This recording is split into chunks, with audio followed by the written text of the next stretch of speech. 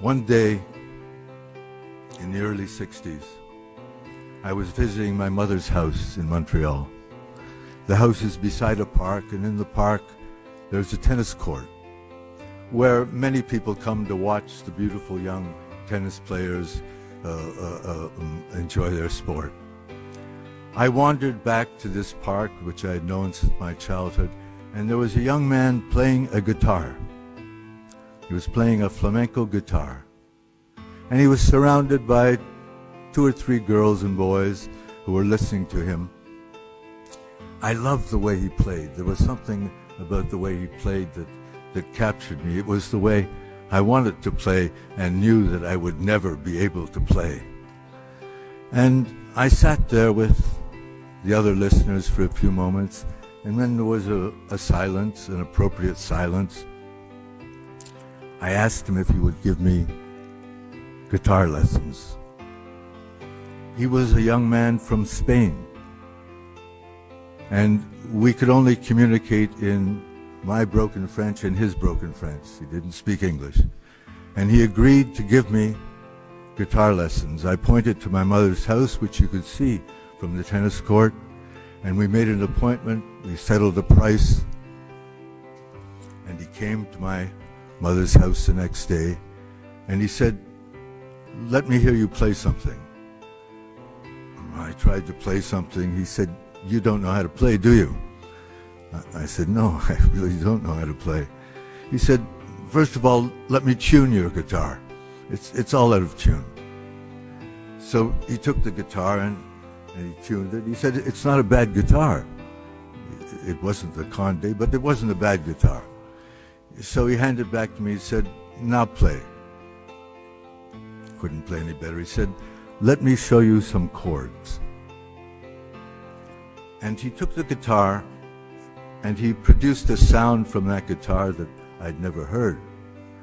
And he played a sequence of chords with a tremolo. And he said, "Now you do it." I said, "It's out of the question. I can't possibly do it." He said, "Let me put your fingers on the frets." And he put my fingers on the frets. And he said, now play." It was a mess. He said, "I'll come back tomorrow." He came back tomorrow. He put my hands on the guitar. He placed it on my lap in the way that was appropriate. And I began again with those 6 chords, 6-chord progression that many flamenco songs are based on. I was a little better that day. The third day improved, somewhat improved. But I knew the chords now, and I knew that although I couldn't coordinate my fingers with my thumb to produce the correct tremolo pattern, I knew the chords. I knew them very, very well by this point. The next day, he didn't come. He didn't come. I had the number of his boarding house in Montreal. I phoned to find out why he had missed the appointment, and they told me that he'd taken his life, that he committed suicide. I knew nothing about the man. I did not know what part of Spain he came from.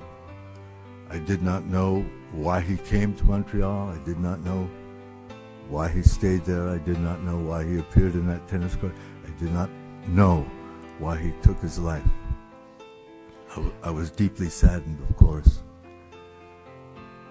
But now I disclose something that I've never spoken in public. It was those 6 chords. It was that guitar pattern that has been the basis of all my songs and all my music. So now you will begin to understand the dimensions of the gratitude I have for this country.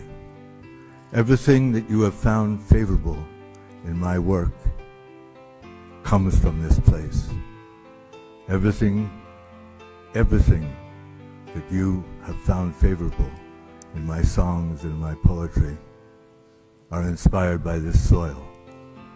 So I thank you so much for the warm hospitality that you have shown my work, because it is really yours, and you have allowed me to affix my signature to the bottom of the page. Thank you so much, ladies and gentlemen.